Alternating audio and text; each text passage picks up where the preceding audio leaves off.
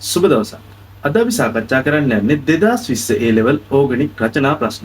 එහෙනම් අපි යමු වීඩියෝ එකට. Your A levels master.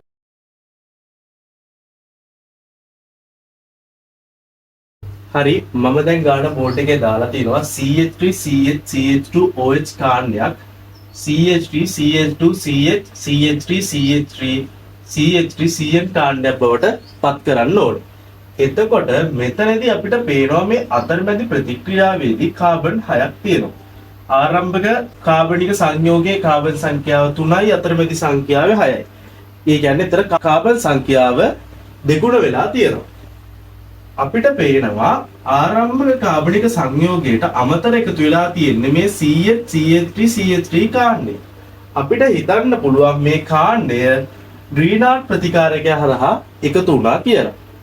අපිට මේක මාර්ග දෙකකින් තමයි ප්‍රතික්‍රියාවේ අවසාන පියවරට එන්න තියෙන්නේ. අපිට එතකොට මේ C සංයෝගය හදාගෙන ඒ C සංයෝගය මෙතනදී එකතු කරලා තමයි අවසාන පියවරට යන්න වෙන්නේ. එතකොට අපිට හිතන්න පුළුවන් මේ C සංයෝගය කියන්නේ ග්‍රීනාඩ් ප්‍රතිකාරකයේ දැම්මට පස්සේ හැදෙන සංයෝගය කියලා. අපිට මෙතනදී පළවෙනි පියවර විදිහට කරන්න පුළුවන් සාන්ද්‍ර H2SO4 දාලා මේ හැදිච්ච OH කාණ්ඩය සහ මේ කාබන්ට සම්බන්ධ H එකක් එක්ක ජල අණුවක් ඉවත් කරගන්න. එතකොට අපි දන්නවා සාන්ද්‍ර H2SO4 එකතු කරාට පස්සේ ජල අණුවක් ඉවත් වෙනවා ඒ OH කාණ්ඩය සහ යාබද කාබන්ට වැදිච්ච හයිඩ්‍රජන් කාණ්ඩය. එතකොට පිළිතුරු ප්‍රතිඵලය වෙන්නේ CH3 CH දිත්ත බන්ධන CH2. ඊට පස්සේ මේ හැදිච්ච දිත්ත බන්ධනය ඉවත් කරලා අපි මෙතනට Br එකක් ආකලනය කරගන්නවා. එතකොට HBr අපිට මේකට යොදා ගන්න පුළුවන්. CH3 CH CH3 Br මෙතනදි වෙන්නේ මාකෝනිකොව් නියමයට අනුව හයිඩ්‍රජන් එකතු වෙන්නේ හයිඩ්‍රජන් සංඛ්‍යාව වැඩි පැත්තට. ඒ නිසා මෙතන හයිඩ්‍රජන් දෙකක් තියෙනවා. ඒ හින්දා තමයි ඉතුරු හයිඩ්‍රජන් මෙතන HBr එකේ හයිඩ්‍රජනුත් මෙතනටම එකතු වෙන්නේ. ඊට පස්සේ අපිට තුන්වෙනි පියවරේදී පුළුවන් මැග්නීසියම් වියලි ඊතර එකතු කරන්න.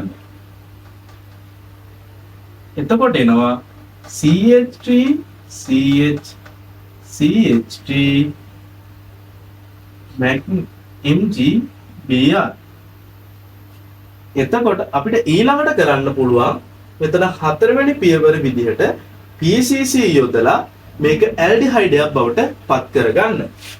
එතකොට PCC දාලා CH3 CH2 C දිත්ත බන්ධන O H එකක් හැදෙනවා. ඊට පස්සේ අපි මේ C සංයෝගය මෙතනට එකතු කරනවා. CH3 CH CH3 MgBr.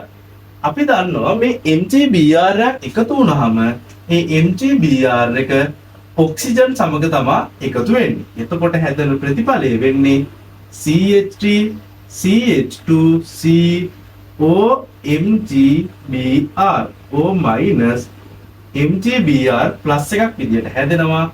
මේ H එක යටිට දාලා ලියනවා. ඊට පස්සේ මේ හැදිච්ච මැද කාබන්ට තමයි සම්බන්ධ වෙන්නේ CH CH3 CH3 විදියට තමයි සම්බන්ධ වෙන්නේ. එතන පොඩ්ඩක් පැහැදිලි මදි. ඔයාලා ප්‍රතික්‍රියාව ලියද්දි ඒක මෙතනට ඇලේට තියෙන CH3 එකත් කෙලින් කරලා ලියා ගන්න. ඊට පස්සේ පස්වෙනි පියවරේදී අපිට කරන්න තියෙන්නේ මේ හැදිච්ච OMgBr එක ඉවත් කරගන්න. එතකොට අපි දන්නා මේ OMgBr එක ඉවත් කරගන්න අපිට තියෙන්නේ තනුක H2SO4 එකතු කරන්න. එතකොට අපි මෙතනට තනුක H2SO4 එකතු කරනවා. අපිට මේ ප්‍රතිඵලය ලැබෙනවා. ඊට පස්සේ මේ ප්‍රතිඵලයෙන් අවසාන ප්‍රතිඵලය එක්ක බලද්දි වෙනසකට තියෙන්නේ OH කාණ්ඩය වෙනුවට තියෙන්නේ CN කාණ්ඩය. අපිට මෙතනදී තියෙනවා KCN. අපිට කරන්න තියෙන්නේ මෙතනට PBr3 ගහලා මේක හැලජන OH කාණ්ඩයේ හැලජනයක් බවට පත් කරලා KCN යොදලා අවසාන ප්‍රතිඵලයට යන්න පුළුවන්. එතකොට අපි මෙතනට කරන්නේ PBr3 එකතු කරනවා. එතකොට CH3 CH2 CH CH CH3 CH3 Br එකක් හැදෙනවා. ඊට පස්සේ අපිට කරන්න තියෙන්නේ මෙතනට KCN එකතු කරනවා. එතකොට අවසාන ප්‍රතිඵලය අපිට ගන්න පුළුවන්.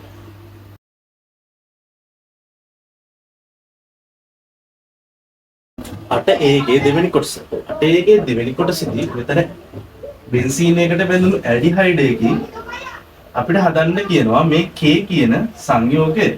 එතකොට අපිට මේ Kට සෝඩියම් නයිට්‍රේට් එක්ක තනුක HCl එකතු කරාම බෙන්සීනේට බැඳිච්ච CH2OH කාණ්ඩයක් හැදෙනවා කියලා දීලා තියෙනවා.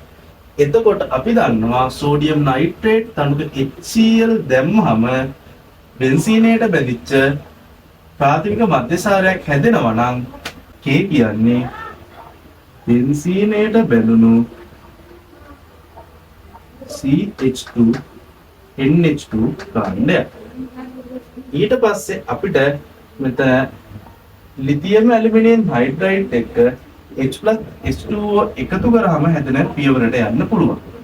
එතකොට මේ ප්‍රතිඵලය හැදෙන්න නම් මෙතන තිබිලා තියෙන්නේ බෙන්සීනයට බැඳිච්ච C දිත්ත බන්ධන O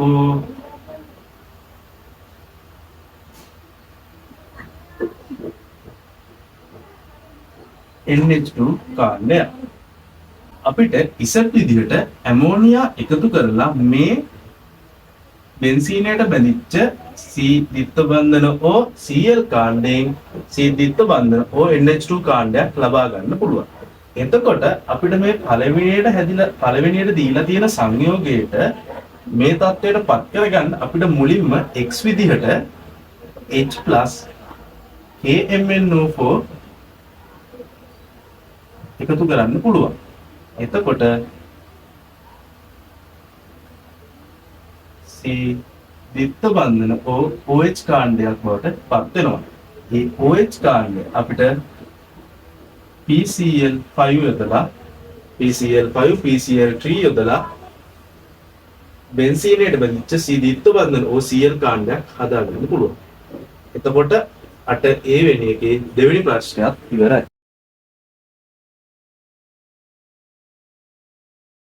අට B කොටසේ පළවෙනි ප්‍රශ්නය. මෙතනදී තියෙන්නේ මේ NH2 කාණ්ඩය ඉවත් කරලා බෙන්සීනයට Br3ක් එකතු කරගන්න. අපිට මේ ඇමෝනියා කාණ්ඩයට තියෙද්දිම Br2 ලික්විඩ් එකතු කරාම ඇමෝනියාත් එක්ක බෙන්සීනයට බැඳුණු Br3ක් හදා ගන්න පුළුවන්. ඊට පස්සේ අපි මේ ඇමෝනියා කාණ්ඩය ඉවත් කරගන්න ඕනේ. අපි දන්නවා සෝඩියම් නයිට්‍රේට්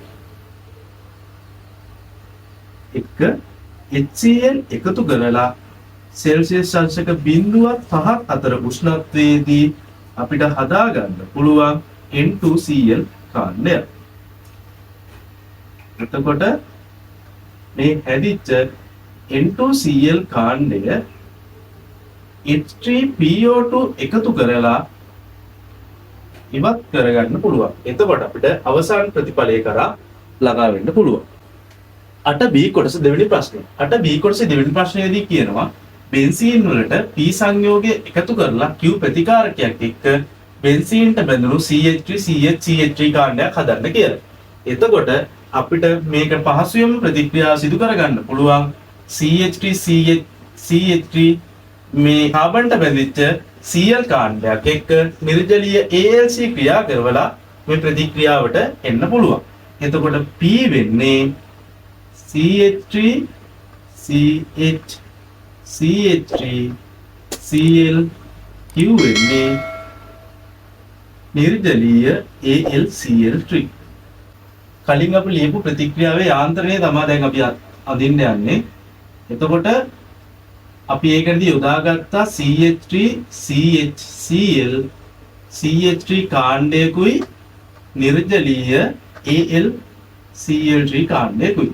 එතකොට මෙතනදි වෙන්නේ මේ H එක ඉවත් වෙලා කාබන් ධන එකක් හැදිලා AlCl4 ඍණ එකක් හැදෙනවා.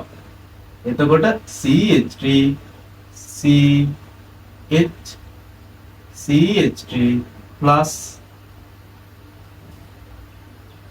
AlCl4 minus හැදෙනවා.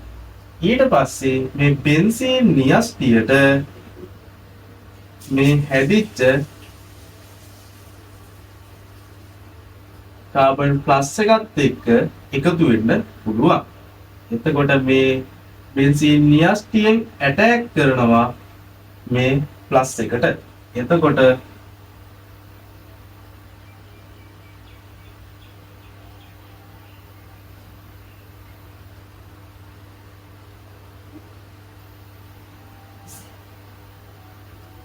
ප්‍රතිඵලය ලබා ගන්න පුළුවන්.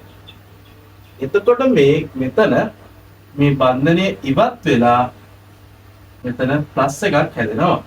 මේ ප්ලස් එක අයින් කරගන්න ඕනේ. එතකොට ඊළඟ පියවරේදී වෙන්නේ මේ හැදිච්ච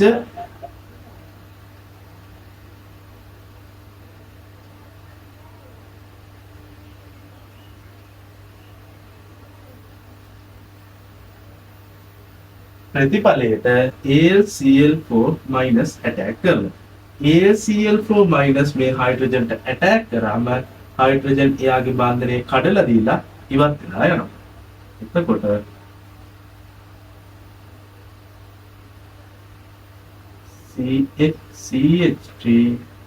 CH3 කාණ්ඩය හැදෙනවා. ආපහු AlCl3 කාණ්ඩය හැදිලා HCl එකක් පිටවීම සිදු වෙනවා. මේක තමයි 8B2 කොටසට අදාළ යාන්ත්‍රණය.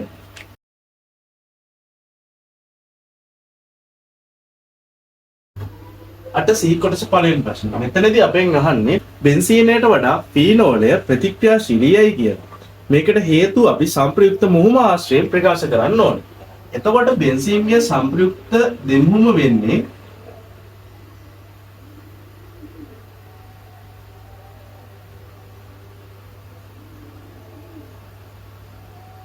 මෙන්න මේ දෙක. ඒ වුණාට ෆීනෝල වල අපිට සංප්‍රයුක්ත මුහුමුවල් තුනක් දැක ගන්න පුළුවන්. ෆීනෝල් සැලකුවාම තිත්ත බන්ධන OH එකක් හදාගෙන ධනවීමක් සිදු වෙනවා. එතකොට මෙතන ඍණ බන්ධනයක් ඇති වෙනවා. ඊට පස්සේ මේ ඍණ බන්ධනය නිසා මේ ඍණ බන්ධනය මේක වටේට ගමන් කිරීමක් සිදු වෙනවා. එතකොට අපිට මුහුම් තුනක් දැක ගන්න පුළුවන් වෙනවා.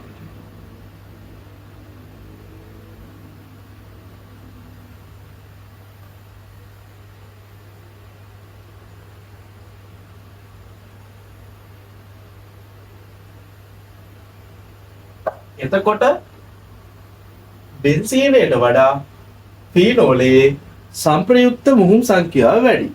ඒ හින්දා බෙන්සීනයට වඩා මේකේ ප්‍රතික්‍රියාශීලීතාවය වැඩි. අපි ඊළඟට එක වාක්‍යයකින් ලියන්න ඕනේ. ෆීනෝල්හි බෙන්සීන් වලය මත O පරමාණුවේ ඉලෙක්ට්‍රෝන විස්ථානගත වීම හේතු කොටගෙන ෆීනෝල්හි බෙන්සීන් වලය මත බෙන්සීන්හි ඉලෙක්ට්‍රෝන ඝනත්වයට වඩා වැඩි ඝනත්වයක් පැවතීම නිසා ෆීනෝලය බෙන්සීනයට වඩා ප්‍රතික්‍රියාශීලී වෙනවා. C කොටසේ දෙවෙනි ප්‍රශ්නේදී අහනවා බෙන්සීන් හා ෆීනෝල අතර තියෙන ප්‍රතික්‍රියාශීලීතාවයේ වෙනස විදහා දක්වන්න කියලා.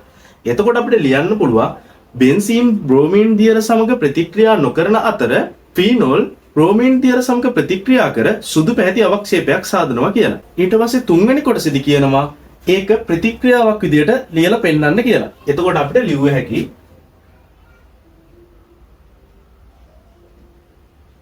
ෆීනෝලයට බ්‍රෝමීන් දියර එකතු කරාට පස්සේ